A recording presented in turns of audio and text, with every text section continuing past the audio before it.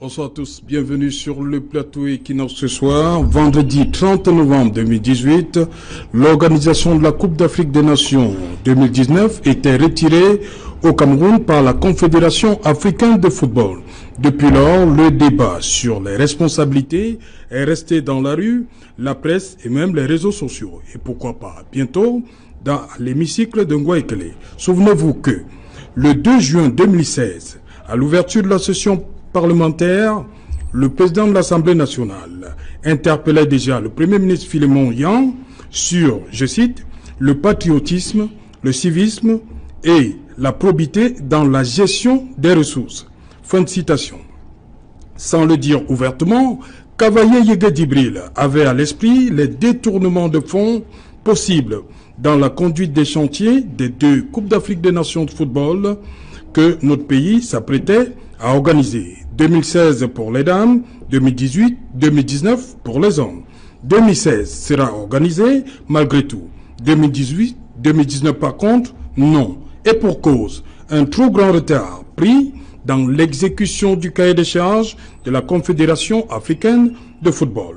Ce qui n'a pas été envisagé 2 ans plus tôt l'est aujourd'hui, à savoir la proposition d'une résolution portant constitution d'une commission d'enquête parlementaire pour voir clair dans les montages financiers des chantiers de la CAN 2019, avec une forte odeur de détournement et autres surfacturations qui pèsent, qui entourent certaines personnalités.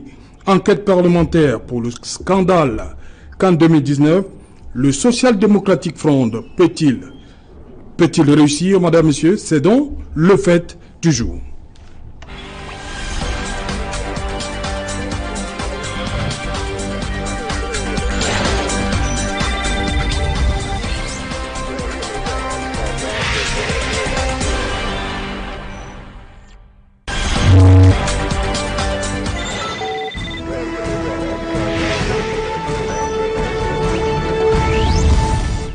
Enquête parlementaire pour le scandale CAN 2019. Le Social Democratic Front peut-il réussir? Pour en parler ce soir, je suis avec Maître Paul Païré. Bonsoir.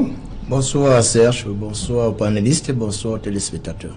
Vous êtes avocat au barreau du Cameroun. Effectivement. C'est bien cela. Exerçant à Douala. Exerçant à Douala, mais vous êtes surtout conseil juridique. Conseil juridique. Régional SDF. Voilà. À côté de vous, Jean-Paul Chouniat, bonsoir. Bonsoir Serge Alain Autour, bonsoir à tous nos téléspectateurs. Voilà, vous êtes de la maison, journaliste Equinox Télévision. Exact, comme je le dis toujours. Sur ce plateau également, lui on l'a pas vu depuis le mois d'octobre, c'est bien cela? Maître Moustapha Ngwana. Oui, je suis on ne peut qu'on a vu en Mondovision devant le président Clément Atangana. En effet, oui. nous avons écrit notre part de l'histoire, oui. Pas devant le Conseil constitutionnel, oui. Mais il faut à la vérité dire que je suis arrivé ici à Equinox. C'est la première chaîne de télévision qui m'a reçu après l'audience du Conseil constitutionnel. Donc je suis arrivé à votre émission du dimanche. Oui. Donc j'étais déjà à Equinox. Oui, donc on ne peut pas dire que... Ouais, je parle du plateau de Equinox Soir. Vous avez raison, si vous faites allusion au plateau d'Equinox Soir, oui. C'est tout naturel. Okay. Donc c'est avec joie que j'ai accueilli votre énième invitation. Voilà. Parce que comme vous le savez, vous m'avez sollicité de manière répétitive, oui. Mais il m'était impossible au regard de mes contraintes d'agenda, oui. Et surtout de la période électorale qui m'avait un peu éloigné de mes obligations professionnelles, oui. De pouvoir déférer aux différentes invitations qu'on m'avait formulées. Okay. Donc je crois avoir un peu sorti la tête de l'eau. Donc l'invitation était recevable. C'est pourquoi cette fois-ci, comme il dit, l'invitation était recevable et fondée aussi. Merci Maître Moustapha Ngwana. À côté de vous, Fabrice Toli, bonsoir. Bonsoir Serge Alain, bonsoir aux panélistes et aux millions de téléspectateurs. Voilà, bienvenue. Vous Merci. Êtes un visage très connu dans la société, mais 11 millions de citoyens, c'est bien cela? Oui, effectivement. Maître Moustapha Ngwana, je vais commencer avec vous. Une commission d'enquête parlementaire. Qu'est-ce qui a motivé réellement le SDF connaissant comment ça se passe à l'Assemblée nationale, quelles sont les chances du SDF? Vous savez, la question qui se pose à nous n'est pas celle de la chance que le SDF peut avoir abouti sa démarche. Oui. Voyez-vous, le SDF ferait ses demeures un parti républicain. Sur le fondement des dispositions de l'article 35 de la Constitution de notre pays, le Parlement vote les lois et il contrôle également l'action gouvernementale. Oui. Donc, étant républicain et foncièrement légaliste, nous avons estimé que le scandale de la CAN 2019 oui. est on ne peut plus grand, on ne peut plus inacceptable, inadmissible pour être passé sous silence.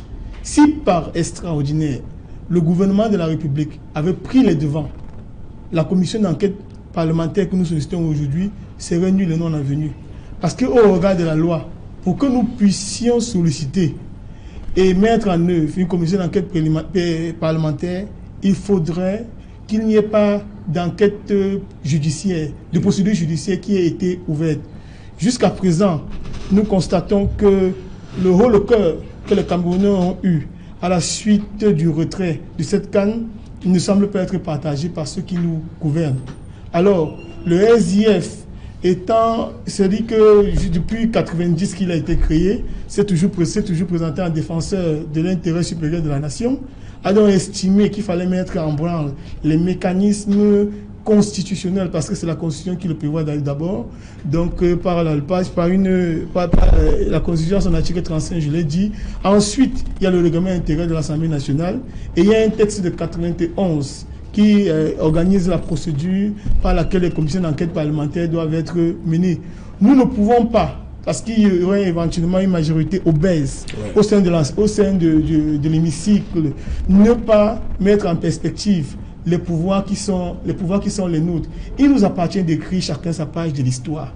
Si par extraordinaire, nous ne sommes pas suivis par les uns et les autres, que grand bien leur fasse. Ce qui doit absolument être noté et retenu, c'est que chacun doit faire le travail qui est le sien. Et le SDF, en posant les jalons, en sollicitant cette commission d'enquête parlementaire, est absolument dans son rôle. Et il faut pas qu'on se leurre. Le retrait de la CAN a des conséquences qui sont transpartisanes. Donc, ça dit qu'il n'affecte pas les militants du SDF uniquement, ou encore ceux du RDPC et autres. C'était désavouer éventuellement les auteurs de tels actes, n'enlève en rien aux députés du RDPC la cohérence de leur action. Parce qu'en réalité, la démocratie également, ça dit que c'est comme on dit check and balance, ça dit qu'il y a tout, ça dit que les pouvoirs, il y a les pouvoirs il y a une neutralisation des pouvoirs les uns les autres. Donc lorsque le Parlement joue ce rôle-là et en sollicitant une commission d'enquête parlementaire, il est dans le rôle qui est le sien, qui lui est dévolu, de pouvoir contrôler l'action gouvernementale. Et on ne peut pas le lui reprocher. Et lorsqu'on le fait, si le RDPC le fait même également, si les députés du RDPC sont véritablement républicains, je ne pense pas qu'il y ait une raison pour qu'ils puissent s'y opposer. Oui. Et si par exemple, ils avaient même peur de pouvoir se dire que bon, sur le plan partisan, on ne peut pas engager une telle action parce que ce serait un peu comme se tirer une balle dans le pied. Okay. Nous leur tendons la pêche en mettant en branle la démarche. Maintenant, il leur appartient dans un sursaut d'orgueil national parce qu'il ne faut pas qu'on se voile la face. Notre pays a été honni, notre pays a été humilié. Et cette humiliation nous couvre, nous tous de probe. Donc il faut absolument que chacun fasse sa part, que nous soyons placés chacun devant ses responsabilités. Et le SDF est devant les siennes lorsqu'il décide de la mise sur pied de cette commission d'enquête parlementaire. Et peut-être que c'est rébarbatif de revenir là-dessus.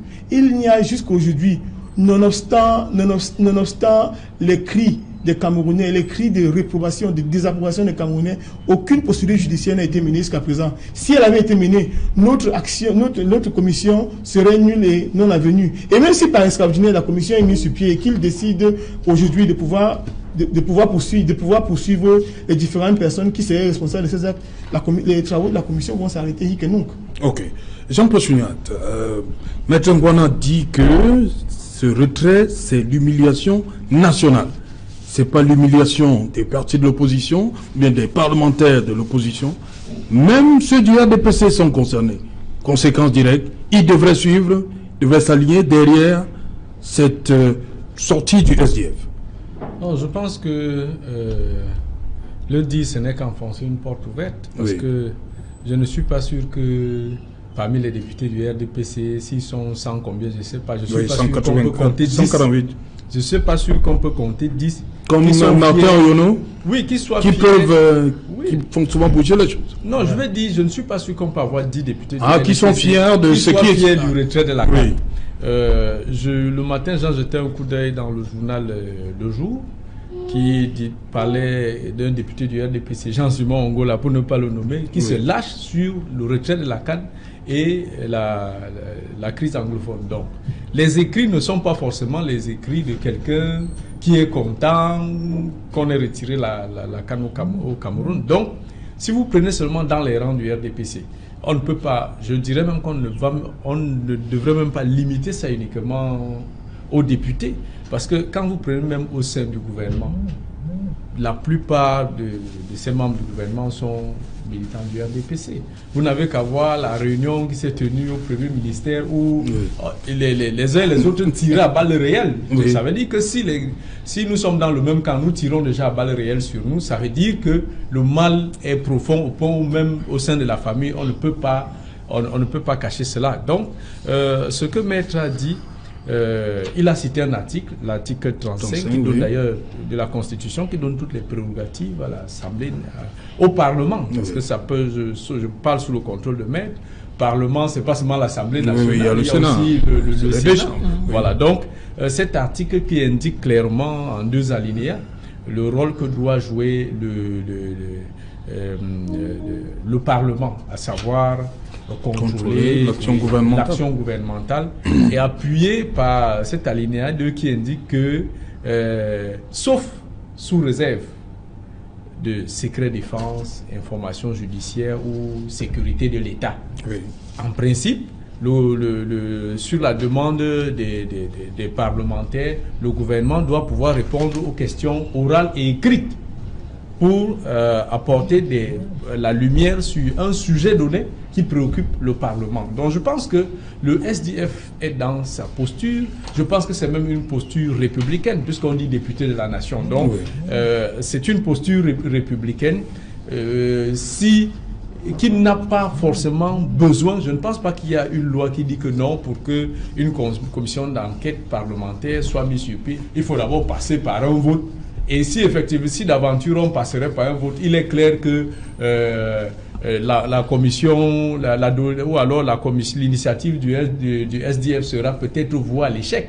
Et c'est dans ce sens que je pense que Maître interpelle aussi les députés du RDPC à se joindre à cette action du SDF qui, au final, ne vise pas seulement, n'est pas seulement une victoire pour le SDF, mais pour tous les députés, de montrer que non, si le peuple camerounais nous a envoyé à l'Assemblée nationale, c'est pour défendre l'honneur du peuple. Et l'honneur du peuple, c'est cet honneur qui a été traîné dans la boue. On ne peut pas comprendre qu'une CAN attribuée depuis 2014 et qu'on en soit en 2018 à balbutier, et puis le président de la CAF retire et le comité exécutif nous retire la CAN, on se met à pleurnicher avec une sortie du gouvernement pour indiquer que Ahmad, c'est une décision, c'est une grosse injustice, après pour se raviser quelques jours après. Donc, moi je pense que le SDF, c'est un geste républicain, c'est un devoir républicain que le SDF est en train d'initier. Donc, il est normal que même les députés du RDPC se joignent à cette action. On n'a pas besoin d'être opposant. Et je suis sûr même que si cette initiative du SDF devait passer par une pétition populaire, je suis sûr que le nombre de signatures, vraiment, ce serait extraordinaire à collecter. Voilà, Maître Pairé, présenter la chose présentée ainsi, ça veut dire que il n'y aura pas de problème. Le SDF va réussir son action. Oui, je me sens déjà très fier, très flatté. Oui.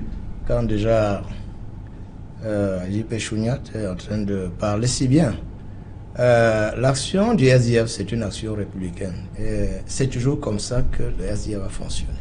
Le SDF, c'est un parti qui n'est pas là pour ramener le Cameroun en arrière, mais c'est pour faire que le Cameroun prospère.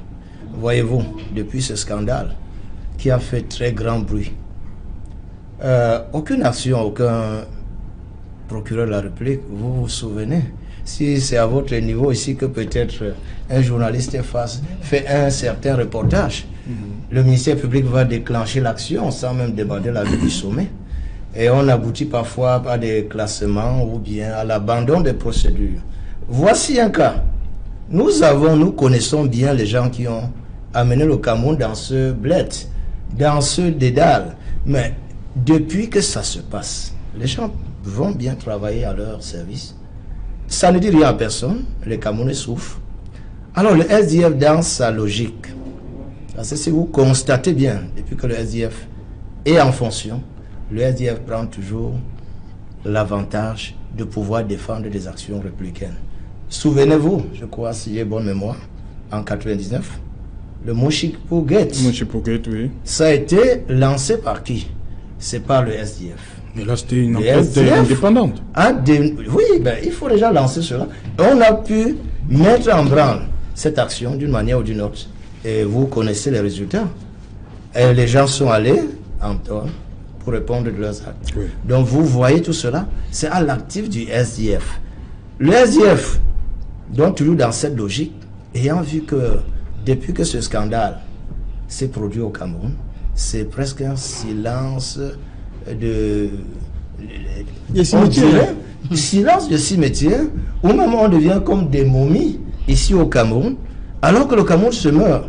C'est là où le SDF, utilisant toujours, allant dans la légalité, les parlementaires SDF ont pu voir que on peut bien exploiter cette voie pour faire une enquête, parce que vraiment cette affaire, ce n'est pas une affaire de 10 000 francs. On parle de des milliers de milliards détournés. Oui. Et nous comprenons bien que vraiment, si on reste silencieux, ça ne va pas aller. Le SDF a osé, comme d'habitude. Et nous espérons que, comme on le dit bien, il faudrait que vraiment un député ou un parlementaire soit tellement anti-patriote, anti-camerounais, pour peut-être s'opposer. Je crois que cette fois-ci, les chances sont multipliées même par ça. Ok. Fabrice Toli, on se souvient quand même que, bien avant cela, Kabel Libi avait écrit une correspondance au président de l'Assemblée nationale pour demander qu'il y ait une enquête par rapport à ce scandale.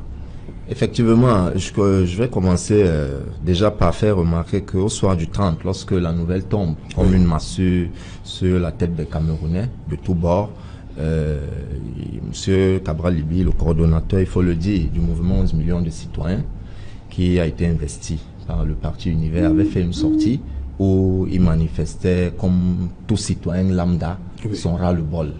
Et dans la continuité de cette sortie-là, il a instruit à ses équipes sur place ici au Cameroun. Il faut dire qu'il est encore hors du pays, il revient dans quelques jours. Il a instruit à ses équipes de rédiger des courriers et de les porter à l'attention du Parlement et de la CONAC, de la CONAC également, la Commission nationale anticorruption. Il faut dire que, pour ne pas revenir sur les aspects juridiques qui ont été brillamment exposés par Mustapha, Paul et Jean-Paul, que effectivement, ce dont le peuple camerounais subit, ce que le peuple camerounais subit en ce moment, échappe à toute sollicitation partisane. Il s'agit là, je le disais encore ici lors d'une émission, que lorsqu'on parle du football, c'est avec beaucoup d'humilité au Cameroun que nous devons nous y appesantir. Parce que le football est une messe qui rassemble tous les Camerounais. Alors il est inconcevable que nous ayons reçu une claque pareille et que cela soit perçu ou alors comme un courrier, passe comme un courrier à la poste. Donc, je pense que du côté de 11 millions de citoyens, qui est une plateforme citoyenne justement, qui accueille les citoyens de tous bords, salue déjà, salue aussi cette initiative du SDF pour dire qu'effectivement, Cabral Libi y avait pensé en saisissant ces chambres pour permettre au Parlement, aux parlementaires, que ce soit les députés ou bien au niveau du Sénat, de questionner de questionner par voie écrite ou orale les membres du gouvernement, ceux qui sont principalement cités dans cette affaire. Je pense que la presse ne fait pas économie de sortie sur la question depuis l'annonce macabre. Donc il faut dire que ces sorties, autant que celle du SDF, autant que celle du mouvement 11 millions de citoyens, s'inscrit justement là dans une démarche logique qui voudrait que dans un pays où les choses marchent comme il se doit, où les hommes marchent avec les pieds et la tête debout et non pas l'inverse, que lorsqu'il y a embûche dans ce qui permet au peuple de pouvoir s'épanouir, que les hommes, les leaders d'opinion, les leaders politiques, les leaders de la société civile montent au créneau pour permettre justement que l'Assemblée nationale, je voudrais m'appesantir sur l'Assemblée nationale, dans laquelle les députés, vous savez, l'article 15 de la Constitution dit que lorsque vous êtes élu député, vous êtes élu de la nation. Vous n'êtes plus élu de votre parti politique. Alors, en ce moment, vous défendez principalement l'intérêt du citoyen camerounais. Et ici, il va sans dire que l'intérêt du citoyen camerounais qui attendait autant les acteurs économiques qui ont investi beaucoup et attendaient des retombées avec cette canne, tout le monde est dans le désarroi. Alors que l'Assemblée nationale, les députés, quel que soit le bord auquel ils appartiennent, prennent leurs responsabilités et que les responsables répondent de leur forfaiture.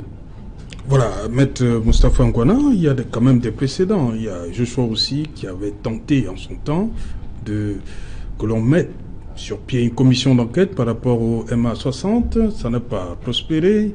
Il y a eu Bapol Lipote, l'UPC par rapport au cas Koumatekel, ça n'a pas prospéré. Même le RDPC même, hein, parce que le vice-président Etan Hilarion avait en 93 cette commission d'enquête devait, on va le dire comme ça, enquêter sur la mort de Selukam. Ça n'a jamais prospéré. Qu'est-ce qui fait, au-delà de tout ce qu'on dit, je crois qu'on connaît tous notre pays. Hein.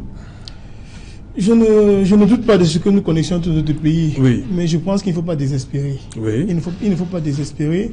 Et je crois qu'il s'agit du plus grand scandale financier de l'histoire de notre pays.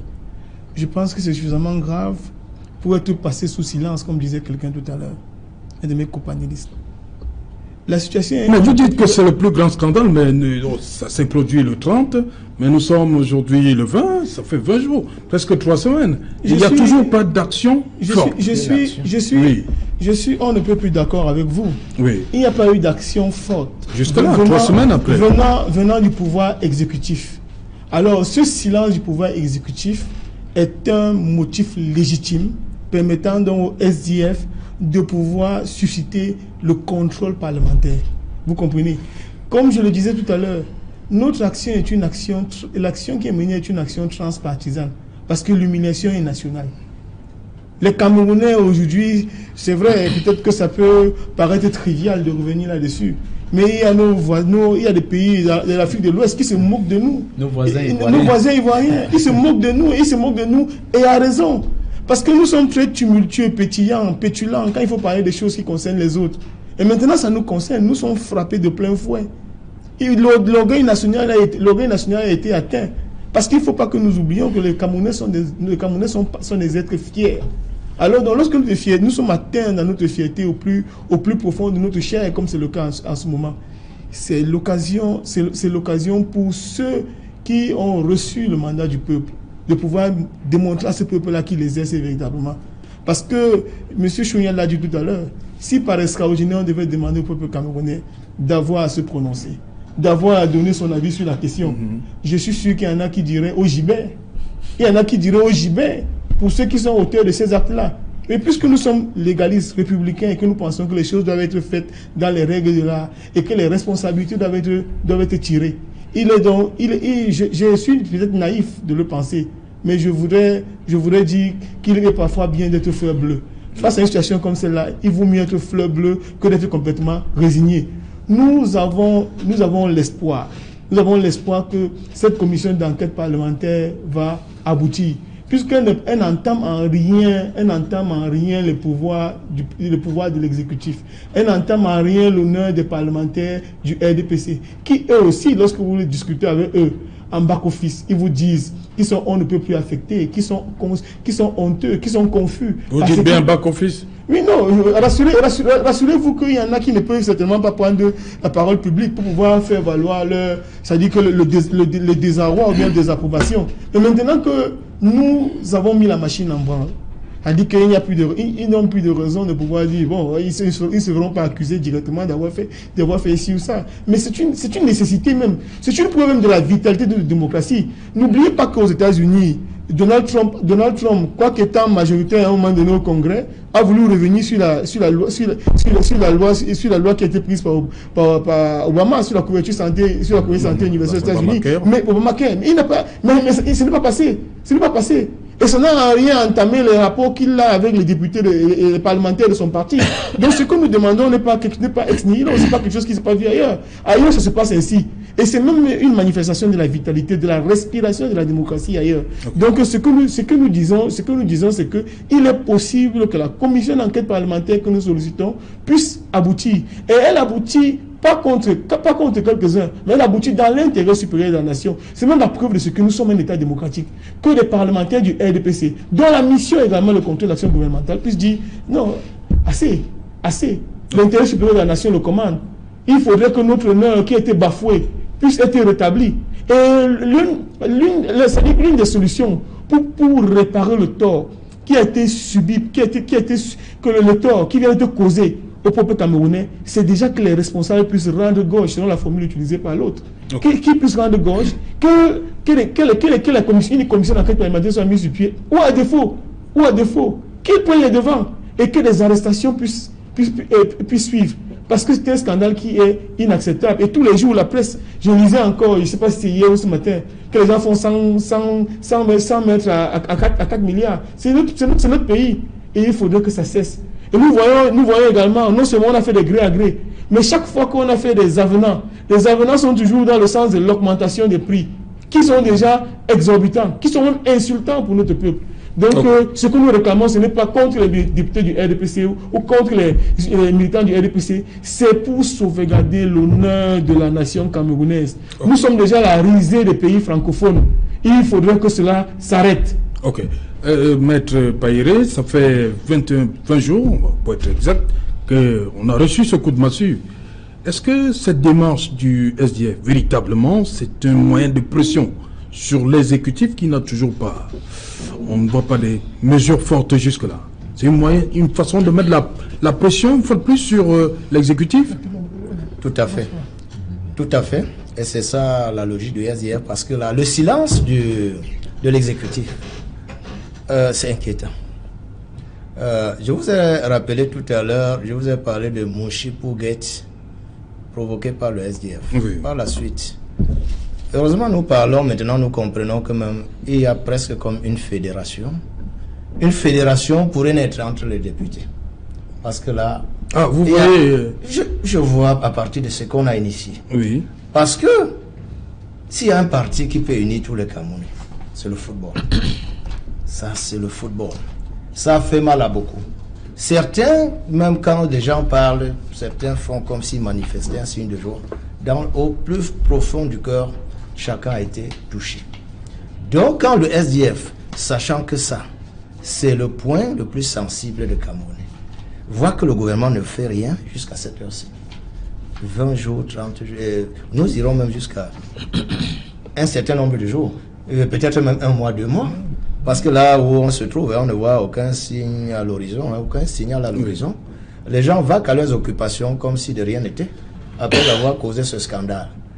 Donc nous voyons, quand le SDF voit qu'il y a ce mutisme, la seule voie, on utilise cette pression qui est prévue par les textes camerounais. Parce que nous ne sortons pas du cadre juridique pour faire quoi que ce soit. Vous voyez, les choses pourront aller plus loin. Mais à l'heure actuelle, nous nous en tenons à la légalité et nous espérons que, ayant engagé une voie très très très efficace, et voyant que même ces députés qui nous écoutent, les députés de tous bords, surtout ceux de la majorité obèse. Je dis bien, nos députés RDPC.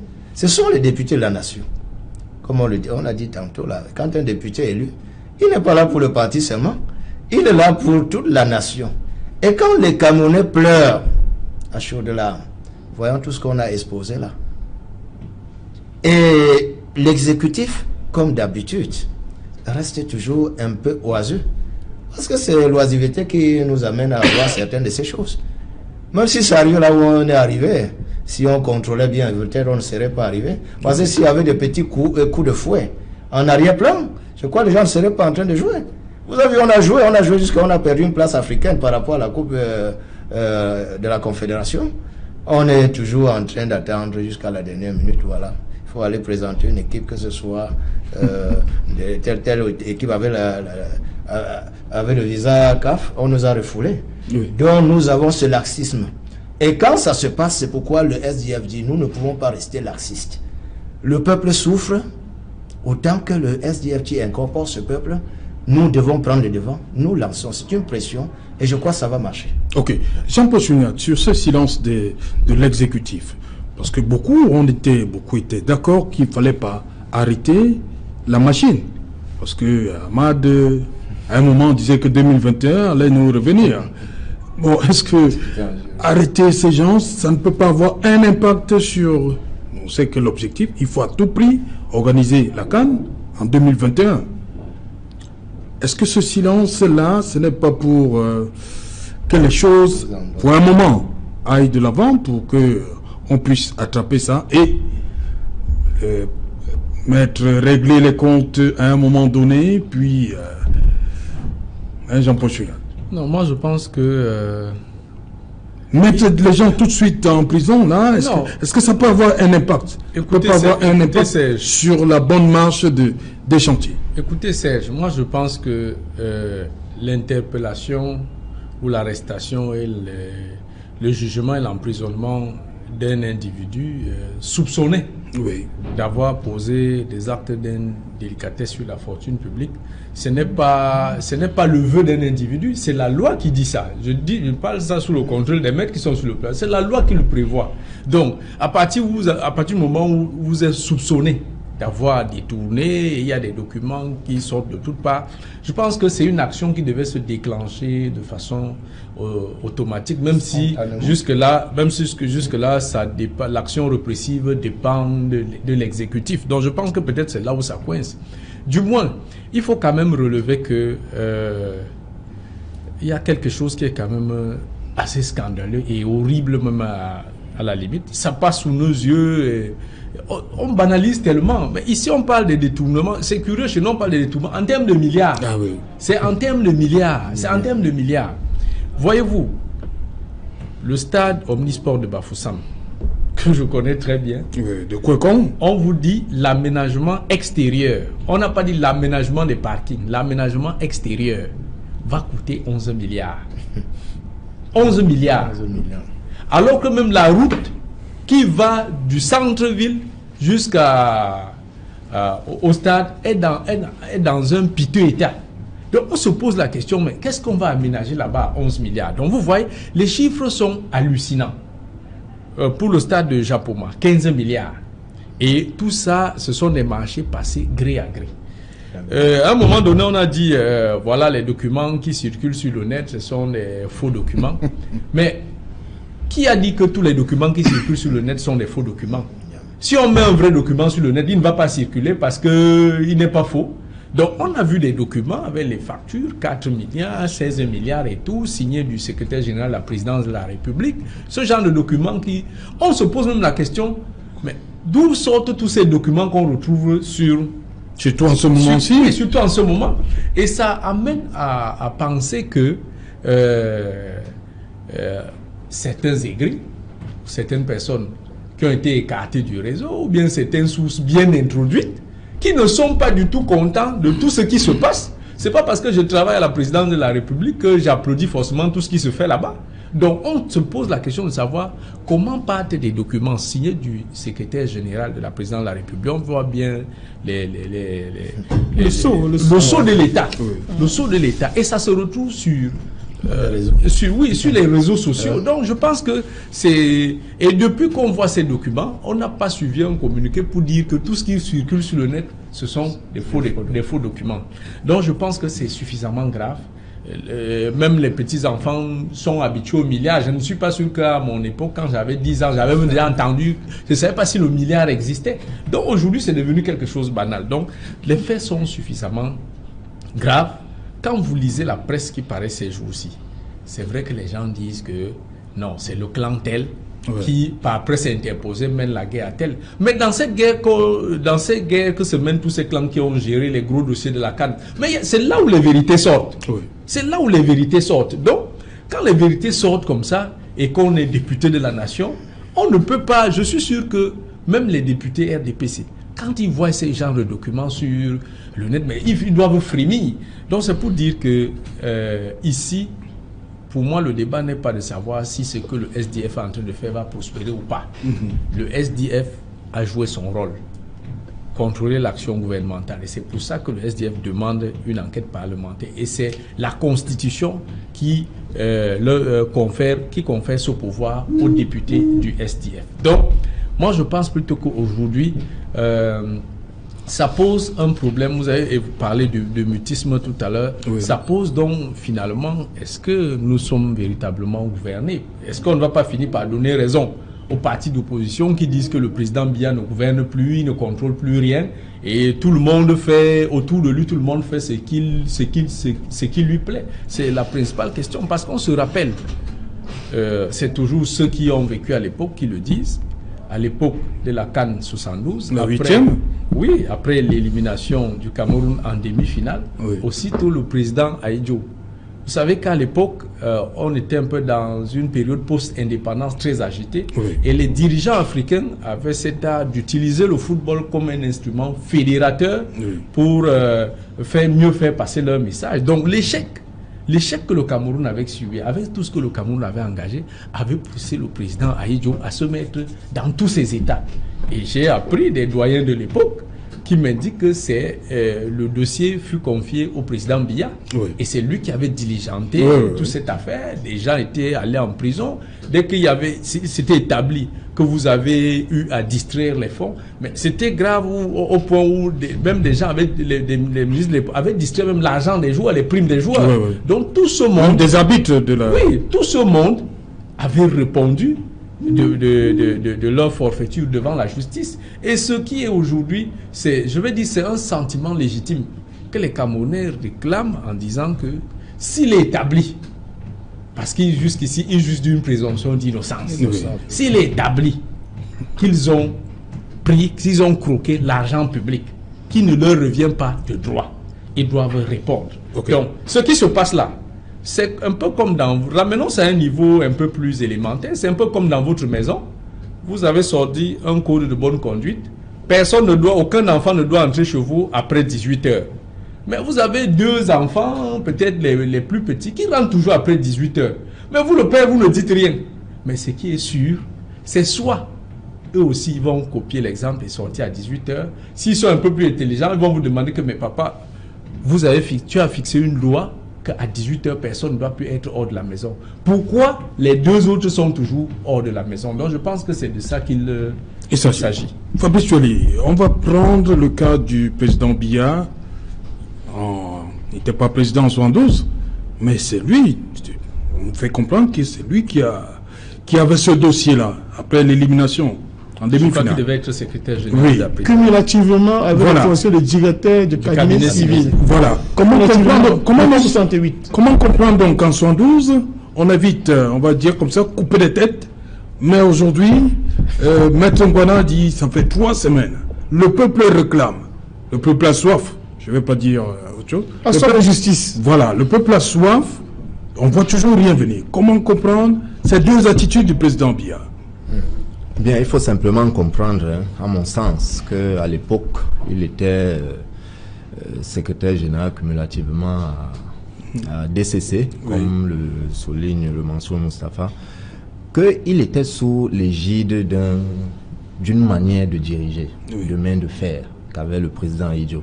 Et une fois qu'il a eu le pouvoir en main, il a dévoilé sa vraie façon de faire. Vous vous souvenez de l'adage qui dit donner l'argent aux pauvres pour voir quel est son vrai comportement. C'est à peu près de ça qu'il s'agit si on fait une parallèle.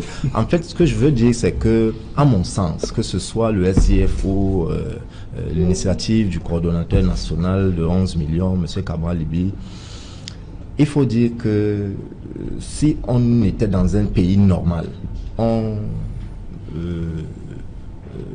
nos voisins ou alors à l'échelle internationale, les gens auraient la perception que l'opposition a coupé l'herbe sous le pied du gouvernement. Oui. Parce que naturellement, cette commission d'enquête aurait dû être enclenchée dès l'instant où la forfaiture a été dévoilée au grand jour. On se souvient quand même que c'est Ahmad qui arrive au Cameroun, rencontre le chef de l'État pour lui faire un certain nombre de révélations.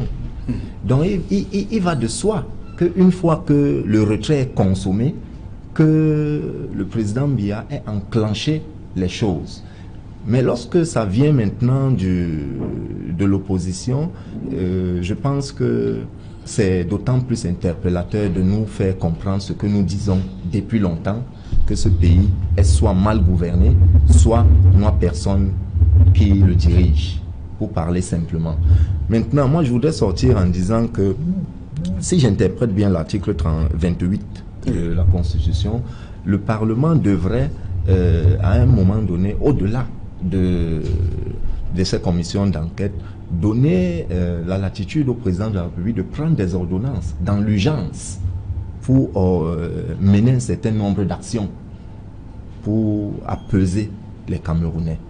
Dans un premier temps, je crois que ce serait salutaire pour tous. En faisant évoluer les enquêtes qui n'aboutissent jamais au Cameroun et qui permettraient par là de mettre le président de la République au-devant une fois de plus de ses responsabilités, même s'il a toujours brillé par son absence, là où on l'attend. Voilà. Fabrice Tueli parlait du pays normal. On voit souvent ce qui se passe ailleurs. On parle d'instruction judiciaire. Oui. En principe, le parquet. Est-ce qu'en dehors de l'Assemblée, du Parlement, d'autres actions ne peuvent pas être menées? En réalité, l'action du Parlement n'intervient au regard du dispositif législatif au Cameroun.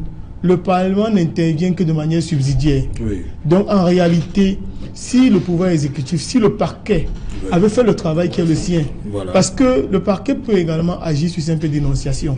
Si vous lisez les dispositions de l'article 135 du Code de procédure pénale, vous vous rendrez compte de ce que sur simple dénonciation, ça veut dire que c'est une information qu'un tiers, c'est-à-dire qui n'est pas directement victime, porte à la connaissance par exemple d'un officier de police judiciaire ou bien du procureur de la République, qu'une infraction a été commise.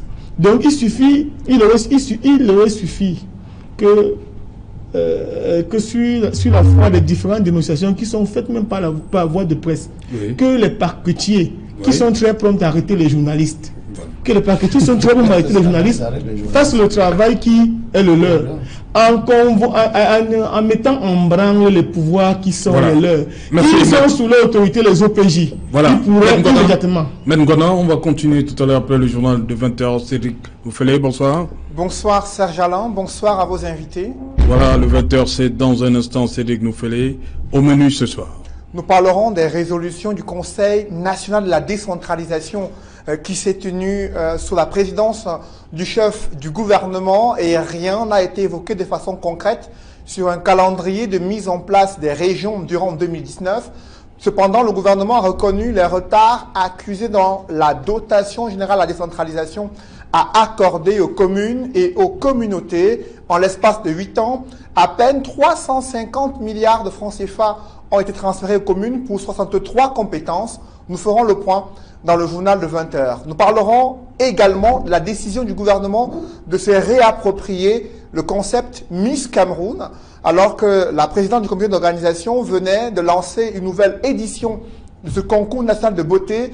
Le ministre de la Culture vient de la désavouer, annonçant que le gouvernement reprend le contrôle de cet événement ludique qui reflète l'image du Cameroun sur le plan national et international. Nous évoquerons également les préparatifs des fêtes de fin d'année. Vous le savez, le poulet est l'un des aliments très consommés durant ces fêtes de fin d'année. Il se fait rare dans les marchés et les prix s'envolent au grand détriment des ménagères. Vous écouterez le cri de détresse dans le journal de 20h. Et enfin, l'élection présidentielle au Congo-Kinshasa, elle n'est plus prévue le 23 décembre prochain. Et pour cause, la CENI vient de reporter cette élection d'une semaine. On fera le point avec notre envoyé spécial à Kinshasa, Eric Marsan-Djomo. C'est là. Voilà, merci madame, monsieur. C'est donc l'essentiel du 20h de Cédric Noufélé dans un instant. Quant à moi, je vous retrouve après pour Equinox Soir, deuxième partie, le temps du débrief, toujours en compagnie de nos 4 invités. Madame, monsieur, tout de suite, c'est la pause journal. Toujours en compagnie de nos 4 invités.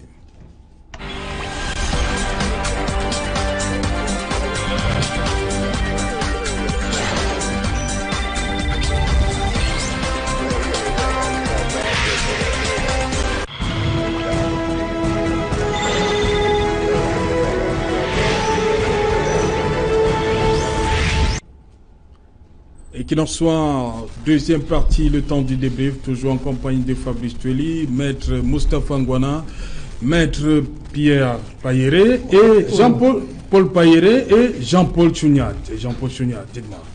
On a vu, on va continuer avec le foot. Hein. On a vu Ben Modo de Prime Potomac, administrateur, directeur général, je crois, de Prime Potomac. Il fait de belles promesses là. Comme disait avec Cyril, on n'a pas fini avec le stade de Garoua et tout ce qui va. Tout le cahier de charge au niveau de Garoua, qu'on nous promet d'autres infrastructures. Non, mais bon, on nous promet notre infrastructures. Je crois qu'il faut...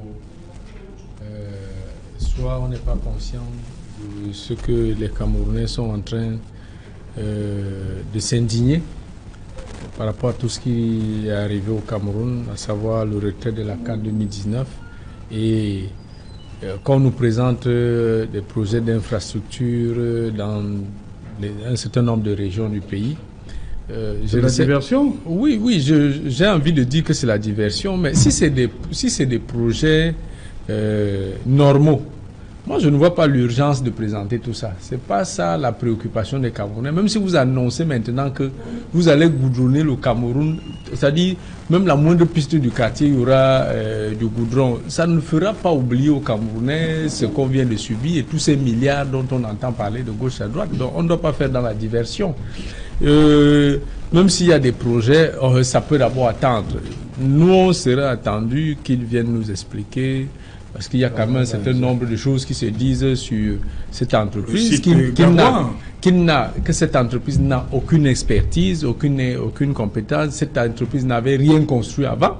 On se serait attendu qu'ils viennent nous dire que non, ceux qui disent que Prime Potomac n'a jamais rien fait dans tel domaine, voici les réalisations que nous avons déjà à faire. Notre expertise est avérée dans le domaine. Donc, pas venir nous présenter des projets dont aucun Camerounais ne croit et essayer de se dédouaner en disant que le patriotisme camerounais a flanché face à la décision de la CAF. Lui, il continue de croire. Peut-être qu'il est du bon côté pour croire ainsi, puisque c'est lui qui gagne les marchés. Il faut bien qu'il ait tout son argent à la fin. Donc, il ne va pas nous entraîner dans sa logique. On attend qu'il nous présente ce qu'il a déjà eu à faire par le passé pour que son expertise, sa crédibilité dans ce qu'il est en train de faire ne soit plus remise en cause. Voilà, Maître Ngwana, cette sortie... Vous avez besoin de cette sortie-là, alors que les Camerounais n'ont pas fini d'essuyer les larmes? Je crois qu'il n'y a pas sortie qui soit plus malvenue que celle de la société Prime Potomac, qui est une des actrices principales de la déconvenue que vient de subir le Cameroun, de la forfaiture de la forfaiture que nous sommes en train de subir et que nous allons payer et que nos enfants vont même payer, puisqu'il s'agit d'importantes dettes qui ont été contractées par l'État du Cameroun, que nous représentons tous. Donc, je crois que la société Prime Potomac aurait mieux fait de se taire absolument. Aujourd'hui, le Cameroun a plutôt pensé à panser ses blessures, à pouvoir remettre à flot ces caisses qui ont été complètement rendues exsangues par des personnes au nombre desquelles figure cette entreprise qui a bénéficié de contrats de gré à gré. Comme on a dit, cette entreprise n'a pas de référence passée. On ne connaît pas quel travail l'entreprise en question a eu à faire par le passé pour pouvoir bénéficier de marchés d'une telle ampleur. Ce qui est très souvent, ce qui est en toile de fond sur le plan technique dans les contrats de gré à gré, au-delà des questions d'urgence, il y a également la question d'expertise. Lorsqu'on veut absolument s'attacher les services d'un expert qui a des qualifications avérées, on ne se met pas dans l'obligation de devoir lui imposer une concurrence malsaine. On aurait pu comprendre. Monsieur Ben Modé, son entreprise, qui comme un champignon est né à l'occasion de la CAN 2019, n'est pas bienvenu aujourd'hui. Est très infondé à pouvoir faire les propositions qui sont en train d'être faites aujourd'hui, qui en réalité sont des insultes aux superlatifs faites au peuple camerounais. Donc, j'espère que les enquêtes qui vont être ouvertes vont permettre de débusquer les différents responsables et que cette entreprise-là, je l'espère, va s'en tirer à bon compte. Ok, Maître Payéré, on a quand même vu, il est tout souriant, il est confiant, alors que les Camerounais continuent de pleurer. Oui, je dirais que c'est un champion de la diversion. Vous voyez, pendant que les Camerounais sont en deuil, lui qui sort de nulle part, il pense plutôt à tout ce qu'il a engrangé. Et ce qu'il peut continuer à engranger. Donc c'est juste ce genre de personnes, je n'irai pas jusqu'à dire qu'il méritait vraiment une bastonnade publique. Vraiment, c'est un peu horrible qu'il continue dans ce sens, au point de parler toujours ce rendez-vous de mars, qui sait d'avance que ça ne peut pas donner.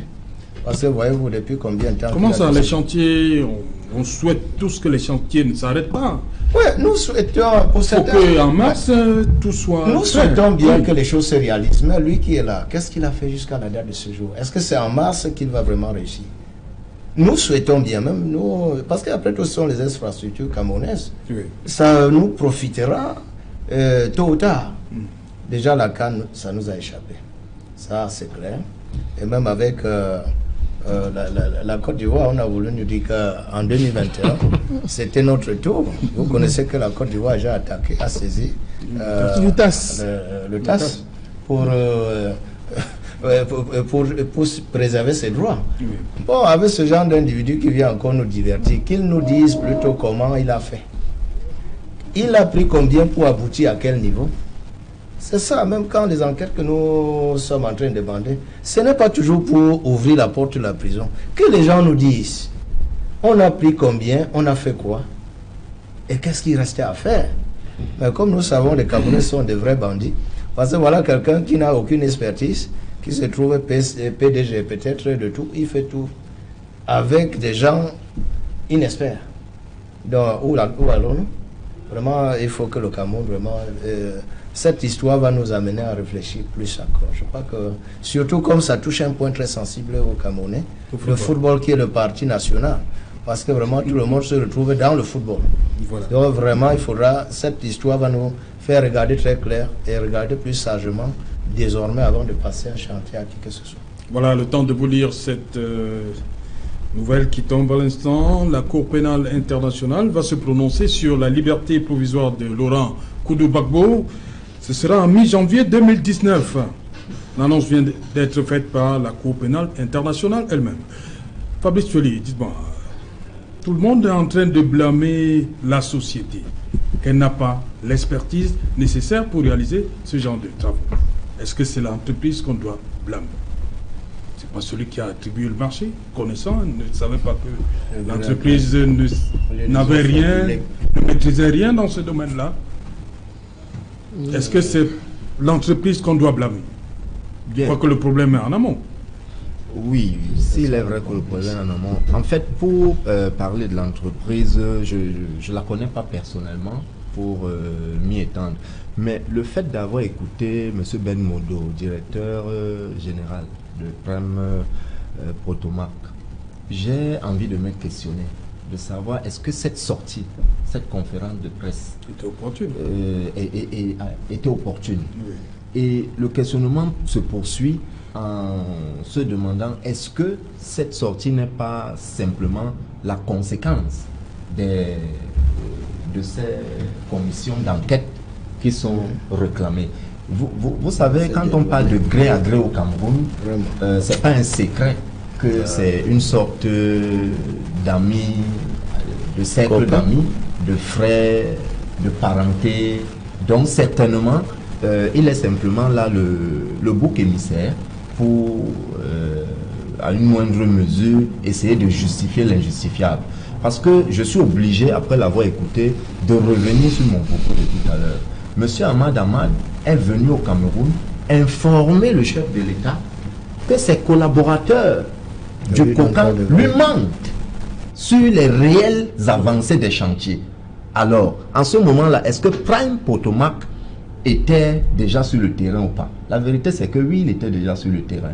Alors, si aujourd'hui il vient nous dire que Ahmad Ahmad, après l'expertise des commissions de la CAF passées au Cameroun, il faut dire qu'il y en a eu 4 et qui s'est rendu compte effectivement que les travaux n'avançaient pas. Au contraire, les travaux piétinaient. Et aller rencontrer le chef de l'État. On a même, souvenons-nous qu'à l'époque même, nous, des partis politiques de l'opposition, on avait estimé qu'il était venu faire une sorte de campagne pour le président de la République au sortir du perron du palais de l'Unité, le saluer, lui donner le drapeau de la CAF. C'était une sorte de campagne qu'il lui faisait, promettant ainsi aux Camerounais de la fumée. Puisque le 30 novembre, lorsque le retrait de la CAN arrive, on se rend bien compte que c'était toute une mascarade. Alors la sortie de M. Ben Mondo, je ne le connais pas personnellement, je ne connais pas son entreprise Protomac, qui certainement est née avec l'arrivée de la CAN. Avec l'annonce de l'attribution de la CAN. Que cette sortie n'était pas opportune. Je reste avec vous, Fabrice Toueli. On va dire rapidement un mot sur l'élection présidentielle en RDC. Une semaine de décalage, mais c'est justifié. Hein? On parle d'un incendie qui aurait consumé une bonne partie du matériel. Donc, parce que beaucoup y voyaient une volonté de rester au pouvoir de la part du président sortant. Mais c'est technique, ça se comprend, non? Bien. On l'a repoussé à une semaine. En fait, oui. Peut-être compte tenu des dégâts annoncés. Peut-être. Mais moi, je voudrais, le cas de la RDC précisément, moi, je l'assimile souvent un peu. Peut-être que les structures étatiques sont différentes au cas de la Russie. Avec le couple Medvedev-Poutine. Et Poutine. Je pense que c'est exactement ce qui... Vous êtes sûr que c'est ce qui va se passer? C'est mon avis, que c'est ce qui veut se produire là en RDC. Maintenant, la CENI, pour revenir sur le cas de la CENI, il faut dire que l'opposition en RDC a régulièrement critiqué la manière. On va dire que ce n'est pas nouveau, hein. C'est même chez nous ici, c'est le cas. Mais maintenant, les pouvoirs en place en Afrique, notamment le cas de la RDC, s'arrangent justement à demeurer au pouvoir. Sauf qu'en RDC, peut-être la différence, c'est que M. Kabila accepte de céder son siège à un des siens. Il faut essayer de revenir plus tard, comme je disais tantôt, en faisant parallèle avec la Russie. Mais ce qui est fondamental à comprendre, c'est que la CENI est critiquée déjà à partir des machines qu'elle veut utiliser pour le vote. L'opposition, je pense que l'opposant... Tshisekedi, ouais. l'a dénoncé, disant même qu'il n'irait pas aux élections si les machines devraient être de mise pour le vote.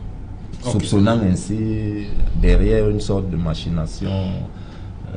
Maître Païré, tout à l'heure, vous disiez que même le 30 là, c'était pas sûr, mais on a eu l'explication. C'est un problème technique.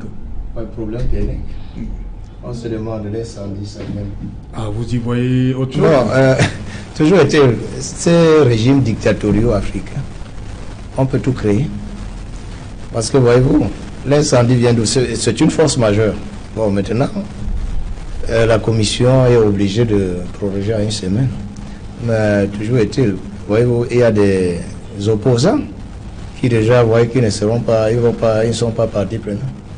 Et vous avez vu même lors de la campagne, vraiment, ce que vit Fayoul, c'est vraiment, le grand calvaire. On se retrouve en train de faire une campagne et on est bombardé par les eaux et tout, le gaz lacrymogène. Alors que l'autre partie, on l'a dit dans le reportage, la place publique, il y a des places interdites selon les lois. Parce qu'ils ont... Ça vous a rappelé? Ça nous rappelle ce qui se passe aussi ici. On a placardé des posters, là où l'opposition ne pouvait jamais placarder. Donc vraiment, c'est des régimes qui sont là, soit on utilise toutes les manières pour se maintenir, ou à défaut, bon, ça, quand on décale, celui qui est au pouvoir, il gagne quelques jours. Oui. Vous savez, pour ceux qui aiment bien le pouvoir, même 1 semaine de plus, c'est toujours quelque chose de très doré. Ok. Et j'en poursuis là, justement, sur ce temps, là, cette petite rallonge.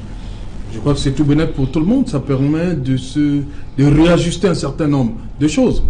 Non, on ne peut pas regarder ça comme ça parce que faire quand même la campagne électorale, ça engendre des coûts. Ouais. Donc ça veut dire que si on fait une rallonge d'1 semaine et que vous ne tenez pas de meeting, vous ne vous adressez pas aux électeurs, on peut avoir l'impression que vous n'avez rien fait du tout. Donc ça engendre des coûts supplémentaires. Et peut-être c'est ça un peu qui désole les autres partis. Je préfère ne pas parler d'opposition parce que dans l'utilisation du mot opposant me semble toujours trop péjoratif parce qu'un opposant c'est quelqu'un qui s'oppose à tout. Voilà. Donc moi je pense qu'appeler les autres partis qui ne sont pas au pouvoir opposants, moi, ça me pose un problème, même si je ne suis pas dans le cercle politique. Donc, je pense que c'est quand même préjudiciable pour les autres partis qui sont à la conquête du pouvoir, parce que le candidat de la majorité présidentielle, forcément, il doit bénéficier d'un certain nombre d'atouts. Comme on le dit souvent ici chez nous, que quand il y a campagne électorale, on voit des fonctionnaires avec les véhicules administratifs. Donc je pense que le candidat proche du pouvoir, alors le candidat à la majorité présidentielle, ne doit pas avoir certainement ce genre de problème que les autres candidats qui quelquefois sont limités à leurs ressources et ce que leurs partisans leur donnent comme soutien. Ok. Maître Gwana, cette semaine, cette rallonge, elle n'est pas forcément bien perçue des deux côtés. Les gens se sont essoufflés, ils ne vont pas tenir. Je crois qu'on ne peut pas considérer que quelqu'un qui veut se maintenir au pouvoir fasse une rallonge quand même d'1 semaine. Je crois que c'est très gros. C'est très gros à pouvoir avaler. Bon, maintenant, on ne peut pas non plus dire qu'il s'agit d'une situation qui soit bénéfique pour tout le monde. Oui. Je crois qu'il n'est pas nécessaire de voir la petite bête partout. Oui. Donc, admettons quand même qu'après un incendie comme celui-là, il est important de pouvoir se réajuster, et particulièrement à l'organe en charge de l'organisation des élections, qui doit prendre la mesure des événements, certainement réimprimer les différents bulletins et autres pour que pour que l'élection puisse effectivement se tenir.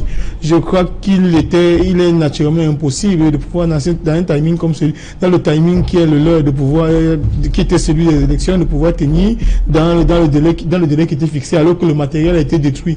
Souvenez-vous qu'en 2006, nous avons eu un report à la veille des élections, parce qu'on s'est rendu compte, ici au Cameroun, parce qu'on s'est rendu compte sous le ministre Koungou Edima Ferdinand. En 2002, sous le ministre Koungou Edima Ferdinand, que le matériel n'avait pas été acheminé partout, et on avait envoyé, je crois que c'était à plus d'1 semaine.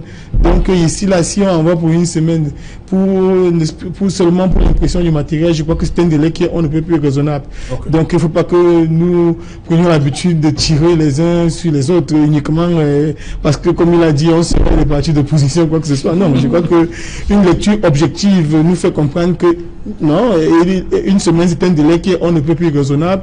C'était seulement un délai qui me semble qu'on n'aurait pas pu tenir dans un pays comme le nôtre, qu'on est habitué à faire des rallonges.